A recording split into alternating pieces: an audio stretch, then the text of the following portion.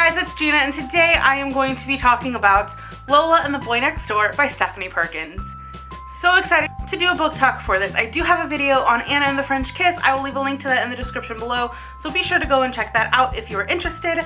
But this is the second book in the Anna and the French Kiss trilogy. They're kind of all companion novels for each other, so if you wanted to read them out of order, you could. It's really not that big of a deal. There weren't any major spoilers for Anna and the French Kiss in this one. It'll be non-spoiler. So Lola and the Boy Next Door, like I said, is the second book of the Anna and the French Kiss trilogy, and these books are just really fun, really light, cheesy summer contemporary novels.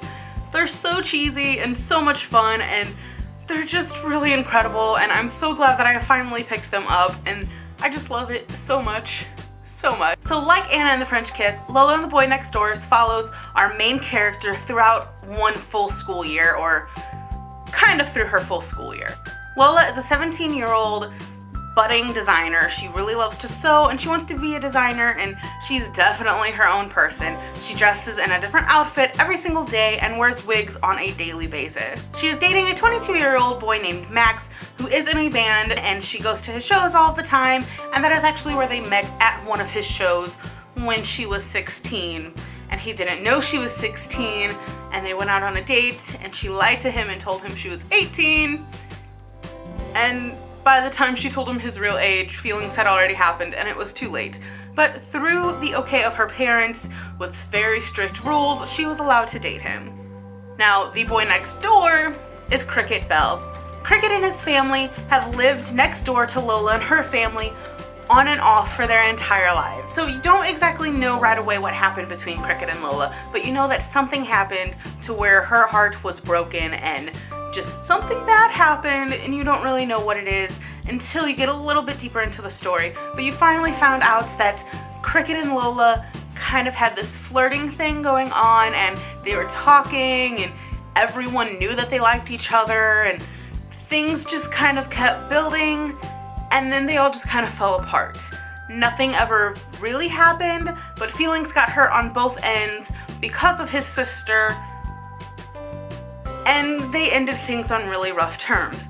Him and his family then moved away to pursue his sister's ice skating career, and now they are back. They are back in their lives, in their old house, and his window is right across from her window, so he keeps running into her, and they keep talking, and it's just awkward and fun and silly and just very interesting to see their dynamic of how she freaks out initially that he's back, like, you broke my heart, I hate you, to becoming his friend. So that is pretty much the basics of the story. It is their friendship kind of rebuilding itself and throwing the past under the rug and kind of forgetting about it, but also building from that experience as well as finding out the truth.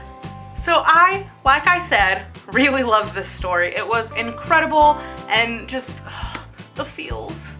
All of the feels. So good. It was just really good, and if you have not read the series yet, definitely pick it up. I cannot wait for the third book to come out on paperback, because I'm waiting for it to come out on paperback since I have the first two on paperback. I'm so excited. One of the things that I loved the most about this book is how much Anna and St. Clair are in it. I wasn't expecting them to have such an impact on Lola and be in the book as much as they are, but I was really greatly surprised, and it is just amazing. Anna is Lola's co-worker because Lola works at the movie theater that Anna is also working at, and this story takes place after Anna's year in Paris. There were a few aspects that kind of had to grow on me that I wasn't really enjoying. Like, when I first started reading this, I didn't plan for it to be a 5-star book at all. The way Lola talks and kind of carries herself is very teen, which she is a teen, so it's kind of expected. But so much in the fact that it's almost annoying how she acts and how she talks, and she's like over dramatizes everything. That took some getting used to, but throughout the story, she definitely mellowed down a little bit and ended up being a really enjoyable character. Her dads were also great.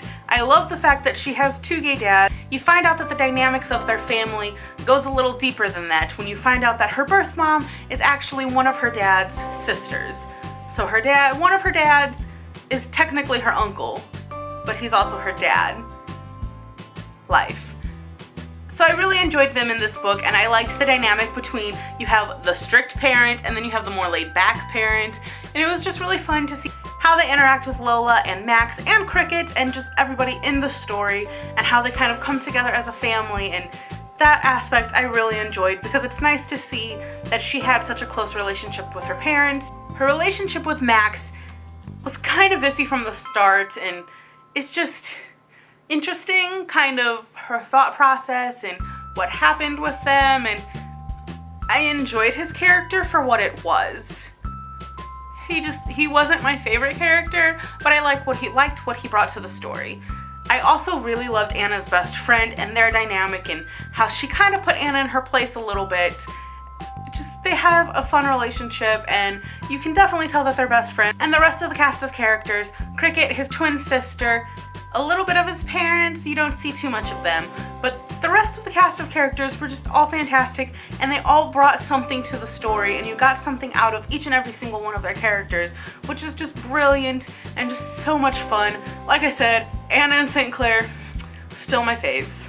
Definitely still my faves. St. Clair is just amazing and wonderful, and his comedy and the way he kind of breaks the awkwardness a little bit with his comedy is just so much fun, and definitely kind of relatable. Like, you could see somebody doing this in real life. It was just perfect and so much, and all the feels. I really enjoyed this book. So, like I said, I loved this book so much. It was just fantastic, and I cannot wait to pick up Isla and the Happily Ever After. So fantastic. I did give this a 5 out of 5 stars, and that is really all I have for you guys. I really hope you enjoyed this video. Thank you so much for watching. I really do appreciate it, and I will see you guys next time. Bye.